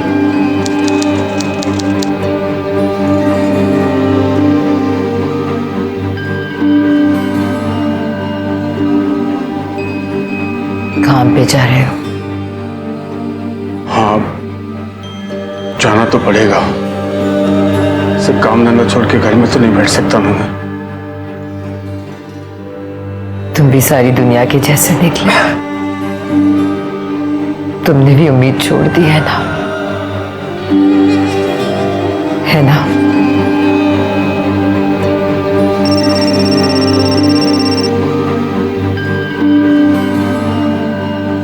हेलो, हाँ, अच्छा, हेलो, हाँ हाँ, जी जी, मैं पैसे लेके पहुंच रहा हूँ जी। मेरी सलमा को आप कुछ मत कीजिए। आप कहाँ से बोल रहे हैं जी? मैं लेके, हेलो, देखिए, मैं आप जहाँ बोलोगे वहाँ पे आओ। Hello hello hello, Salma, Salma थी, सलमा, सलमा कहाँ है? कौन था फोन पे? वो कह रही थी तो ना, कहाँ सलमा?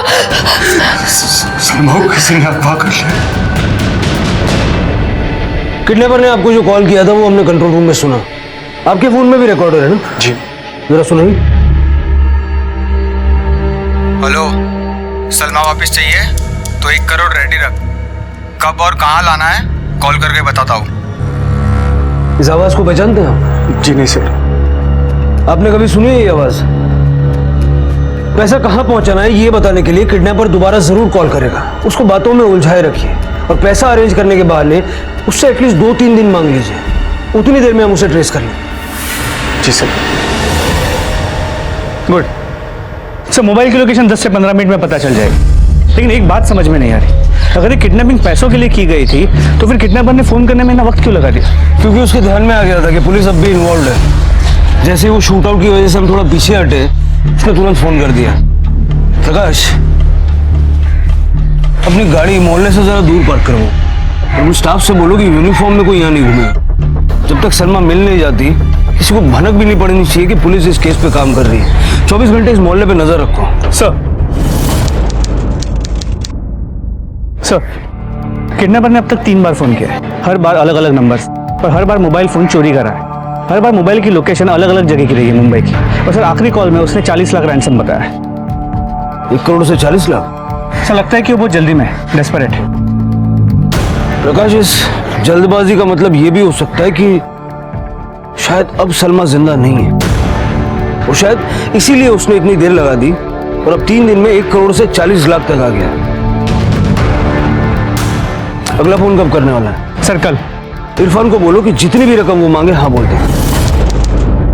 हाँ, मैं पैसे देने को तैयार हूं, बस मेरी बेटी वापस दे दो मुझे। ठीक है, हाँ ठीक है, आप जहां बोलोगे वहीं आ जाऊंगा। हाँ हाँ ठीक। 28 लाख मांगा है।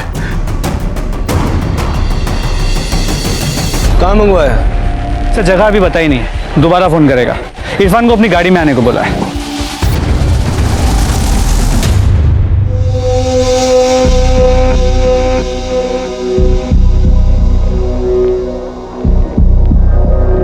सलमा को अपने साथ ले आना। इरफान जी, हम आपको फॉलो करेंगे। आप किसी को शक मत होने देना कि हम आपके साथ।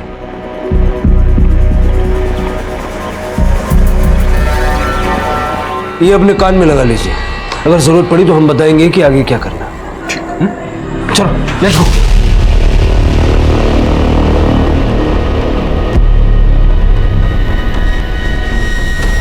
सलमा को अपने साथ लाना। अल्लाह हाफिज।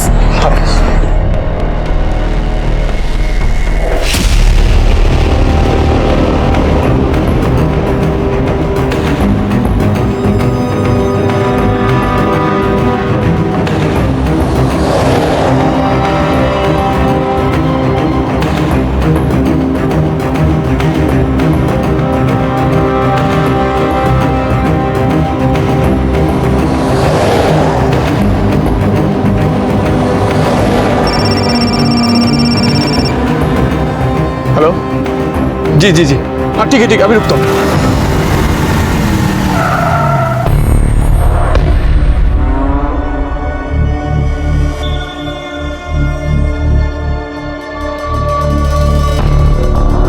सर किडनैपर ने पूरी प्लानिंग की है, इरफान की गाड़ी भी यहीं छुड़वा दी।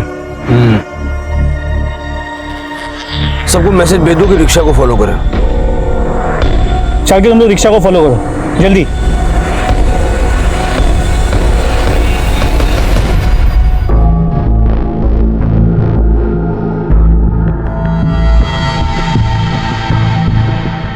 फातिमा, तुम इतनी बेचैन क्यों दिख रही है? वो किसी से जाहिर मत करना, प्लीज किसी को भी कुछ मत बताना। मेरी सलमा का पता चल गया है। वो एक दरिंदा था जिसने उसे अगवा किया था, फिरौती मांगी थी। 2 दिनों से उससे पैसों की बात चल रही थी। वो पुलिस वालों ने हमें मना किया था, इसलिए हमने किसी को भी नहीं बताया। सलमा कब आएगी और भाईजान कहाँ हैं? वो सलमा को ही लाने गए, लेकिन फिक्र करने की कोई बात नहीं है। पुलिस वाले हैं उनके साथ, उन पे नजर रखने के लिए। भाईजान कब गए? यही कोई आधा घंटा हो गया। महेश, आज तो रविवार है, सुबह सुबह कहाँ जा रहे हो? काम से जा रहा हूँ, आने में देर हो जाएगी, खाना बाहर ही खा लूँगा। आज इतवार है, मैंने 2 भाजी बनाई है। महेश, महेश, अरे मैं वो गैस पे सब्जी भूल कर आ गई। मैं अभी आती हूँ, ये तुम खाना खाओ, मैं अभी आती हूँ। गायत्री,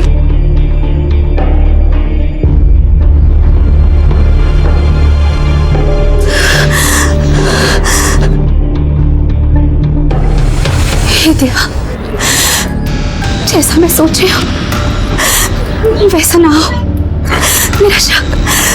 मेरा शक कभी सच ना हो। हाँ, रिक्शा रोको भाई, रिक्शा थामो थामो।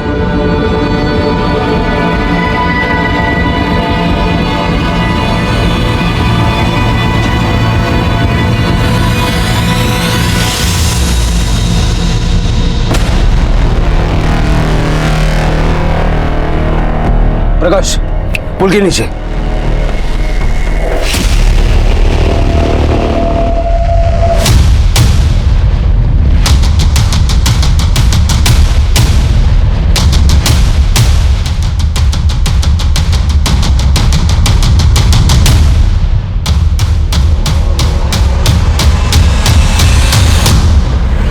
प्रकाश,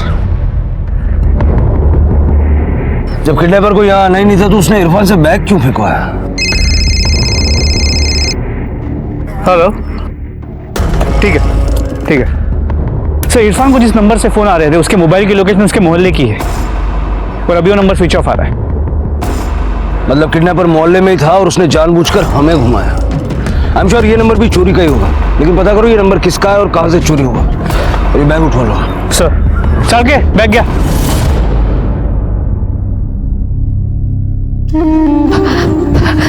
सलमा, सलमा कहाँ है मेरी सलमा? सलमा, सलमा कहाँ है? अब सलमा को नहीं लाए अपने साथ? सलमा वहां थी नहीं। जैसा जैसा किडनैपर ने कहा मैंने वैसा ही किया। बैग फेंका उधर सलमा के लिए। किडनैपर को फोन लगाया, उसका फोन स्विच ऑफ था। झूठ बोल रहे हैं आप, झूठ बोल रहे हैं। आपने वैसा किया ही नहीं जैसा उन लोगों ने करने के लिए कहा था। उन्हें जरूर इल्म हो गया होगा कि उस बैग में पैसे नहीं है। इरफान चंद पैसों के लिए आपने हमारी बच्ची की जिंदगी दांव पे लगा दी हमारे साथ। किडनैपर पैसे लेने आया ही नहीं। आप लोगों की वजह से नहीं आया। आप लोगों की वजह से मुझे मेरी बच्ची नहीं मिल रही है। आप लोगों ने जो कुछ भी किया ना ठीक नहीं किया। आप लोगों ने एक बार भी नहीं सोचा मेरी बच्ची के बारे में। अब देखना आप सब लोगों का बदला मेरी मासूम बच्ची के साथ निकालेगा। अगर मेरी बच्ची को कुछ भी हुआ ना मैं किसी को माफ नहीं करूंगी, किसी को नहीं, किसी को नहीं।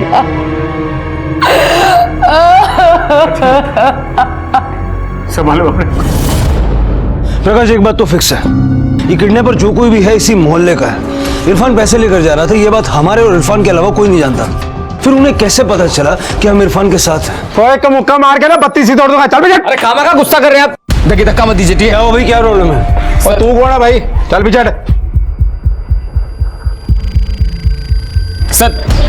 सर ये बहुत देर से हमें मार रहा है सर। झगड़ा किस बात का है? और 3-4 दिन से पानी में इतनी गंदी बदबू आ रही है। इनको बोलो तो ये कहते हैं हमारी तरफ से सब कुछ ठीक है। और आज सुबह से मेरी मम्मी को उल्टियां लगी है। और बताना क्या, दिखाता हूं मैं आपको, रुकिए।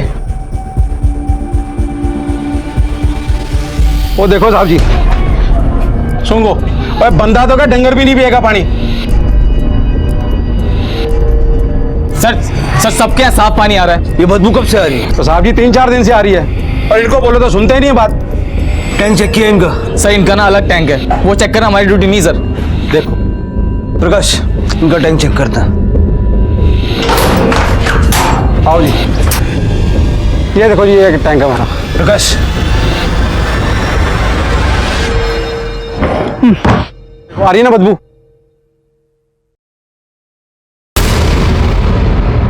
सर, सलमा,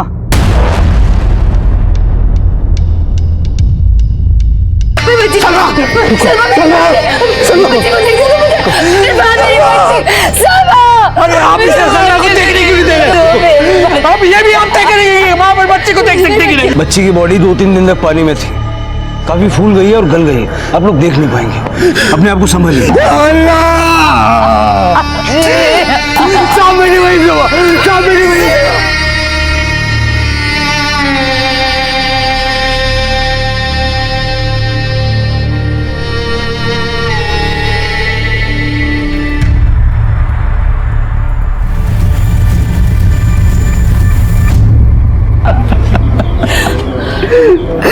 प्रकाश, मुझे जल्द से जल्द पोस्टमार्टम रिपोर्ट चाहिए।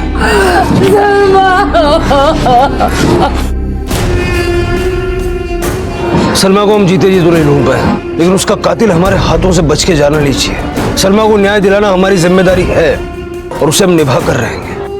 प्रकाश, पता करो यहाँ आसपास में कोई घर खाली है? जब तक ये केस सॉल्व नहीं हो जाता यहाँ से हिलेंगे नहीं हम। सर, मेरा कमरा खाली है, अब मेरा घर यूज कर सकते। मैं एक टीचर है, अकेली रहती है। सलमा जब तक थी ना, तब तक नहीं लगा कि मैं अकेली है। हंसती खेलती कभी भी आ जाती थी घर में। आज वो नहीं है, लेकिन उसको न्याय दिलाने के लिए मैं आपका हेल्प कर सकती है और ये मेरा फर्ज है।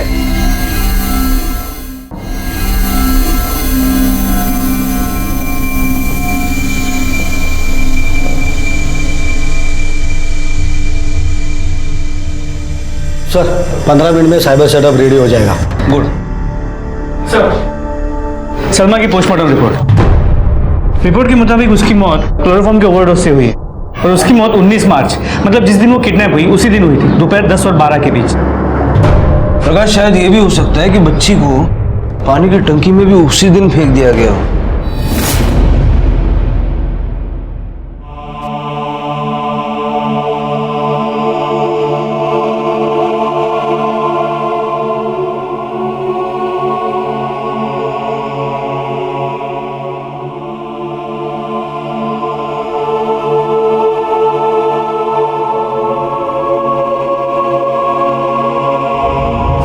साहब, ये देखो, ये सही बात है। और किसी भी शरीफ आदमी को आपको घर से उठा के लेके आ जाते हैं। 19 तारीख को कहाँ थे? और जो 19 तारीख को मैं अफ्रीका में था। देखो जी, मैं माइंस में काम करता हूँ। 19 मार्च को मैं अफ्रीका में था और 21 मार्च को मैं मुंबई आ गया था। अगर आपको यकीन नहीं आता, मैं आपको जहाज की टिकट भी दिखा देता हूँ। अगर आपको फिर भी यकीन नहीं आता, मैं आपको पासपोर्ट भी दिखा देता हूँ। चल के सर, इसके साथ जाओ, पासपोर्ट चेक करो, देखो कितना सच बोल रहा है। ओके सर, चलो। प्रकाश, अगर ये सच बोल रहा है तो इसका मतलब है कि मर्डरर को पता था कि बलजीत अपने घर में नहीं है और सलमा की बॉडी को वो आसानी से उस वाटर टैंक में ठिकाने लगा सकता है। जी सर, तो हो सकता है कि सर, मुझे सलमा के खून के बारे में कुछ बात करनी है आपसे।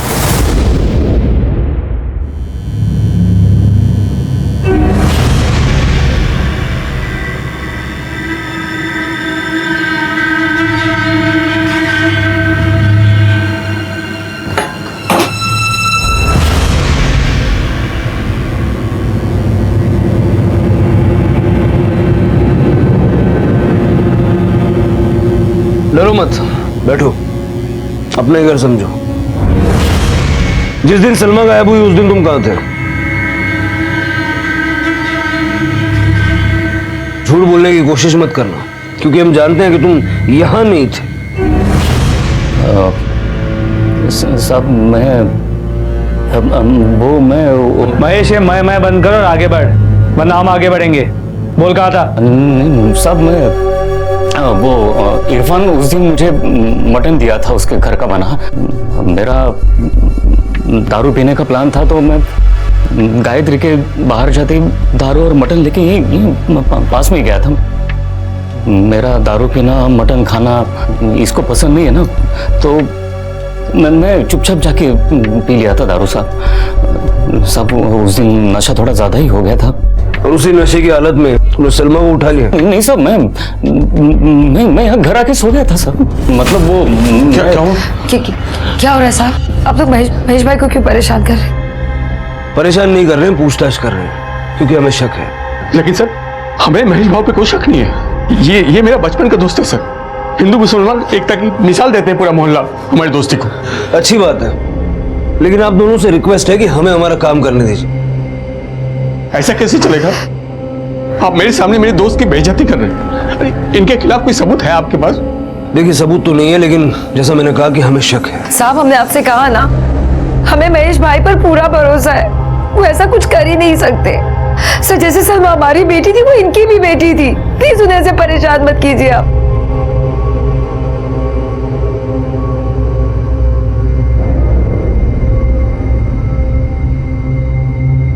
इरफान, इरफान ऐशा यार मैंने कुछ नहीं किया। मालूम यार कौन जाके उनको बोला कि मैं ऐसा गलत आदमी है, मैं ऐसा है क्या? मैं बोली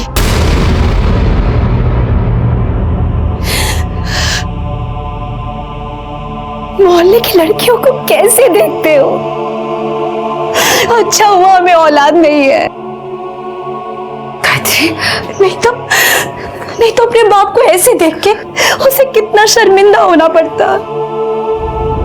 प्रकाश ये पूरा मोहल्ला है, एक सीसीटीवी यहाँ है, एक सीसीटीवी यहाँ है जिसका फुटेज हमारे पास है। इरफान बच्ची को लेके अपने घर से निकला जो इस कैमरे में हमें दिखाई दिया। अब इरफान बच्ची को लेके अपने घर से शोभा के घर जाने के लिए निकला, यहां उसने बच्ची को अकेला छोड़ दिया। यहां से बच्ची खुद ब खुद शोभा के घर जाने के लिए निकली, जो कि हमें इस कैमरे में नजर आया। थोड़ी देर बाद सलमा शोभा के घर से अपने घर वापस जाने के लिए निकली, लेकिन यहां पहुंची नहीं। सलमा की लाश हमें यहां मिली, बलजीत के घर। अब इस एरिया में बलजीत और महेश के घर के अलावा करीब 50 घर हैं और हमारे पास किडनैपर का हुलिया भी नहीं। उसे ढूंढेंगे कैसे? उसकी आवाज, हमारे पास किडनैपर की आवाज, इस एरिया में जितने भी लोग रहते हैं उनकी आवाज किडनैपर की आवाज से मैच करके देख सकते हैं।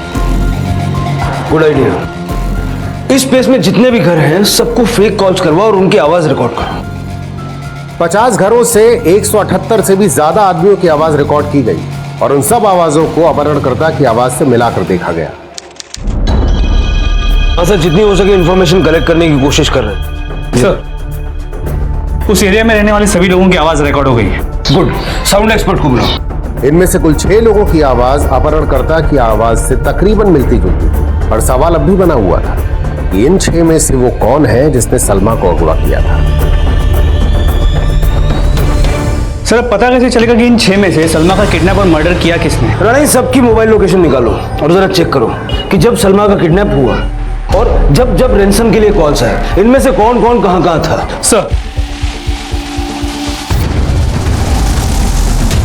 सर पता चल गया कि सलमा का किडनैप और मर्डर किया किसने था, और वो एक नहीं 2 लोग हैं। सर ये वो नंबर है जो हर उस जगह पे मौजूद था जहां से फोन चोरी किए गए थे रैंसम कॉल्स करने के लिए, और ये नंबर हर उस जगह पे मौजूद था जहां से रैंसम कॉल्स किए गए। मतलब एक मोबाइल फोन चुराता था और दूसरा उसका इस्तेमाल रैंसम कॉल करने के लिए करता था। किस किस के हैं ये नंबर?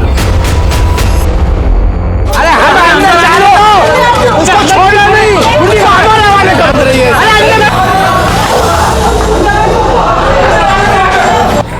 इसमें उन मोबाइल के लोकेशंस हैं जो तुमने रैंसम कॉल करने के लिए चुराए थे, और इसमें तुम्हारे मोबाइल के लोकेशंस भी हैं, और दोनों मैच करते हैं।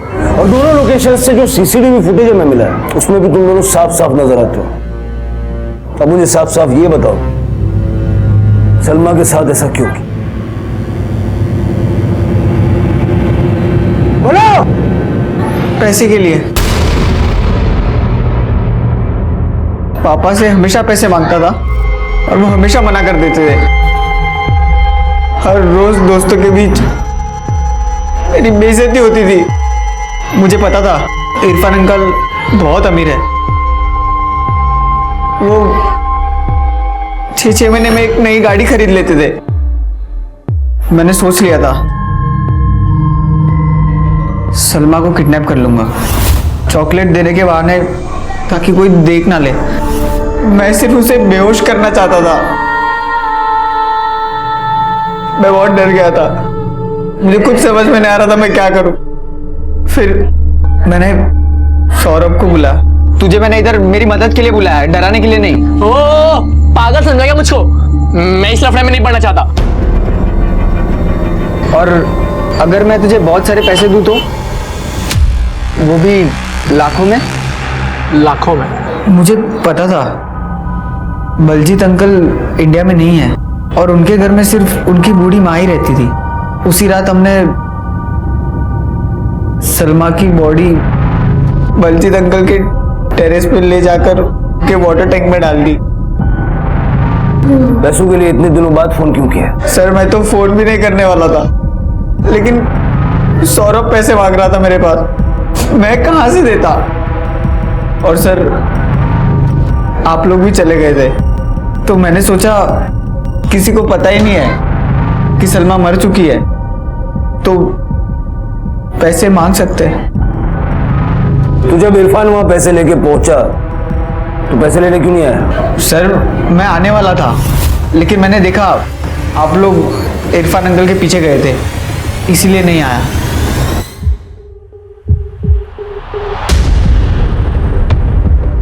शोभा जी, इन्हें जरा बाहर लीजिए।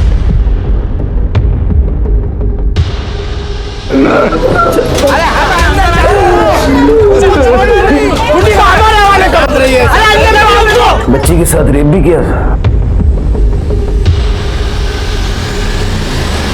हमें आज भी नहीं पता कि हमारी बच्ची के साथ अत्याचार हुआ था भी या नहीं, लेकिन कानून ने दिव्येश को सलमा की हत्या के जुर्म में सजा दी और सौरभ को सबूत मिटाने के जुर्म में सजा मिली। न्याय तो हुआ मेरी बेटी के साथ, लेकिन पूरी तरह से नहीं, क्योंकि दिव्येश और सौरभ नाबालिग थे और 9 महीनों में ही जेल से बाहर आ गए थे। वो दोनों आज तो इस मोहल्ले में नहीं रहते, लेकिन डर आज भी इस मोहल्ले का हिस्सा है, जो मेरी सलमा के साथ हुआ। मैं नहीं चाहती कि देश की किसी भी सलमा के साथ हो, इसलिए आप लोग होशियार रहे।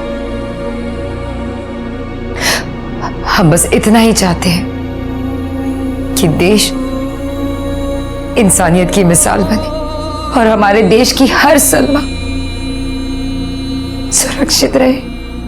इस तरह के और भी एपिसोड देखने के लिए हमारे चैनल को सब्सक्राइब करें और बेल आइकन दबाना ना भूलें।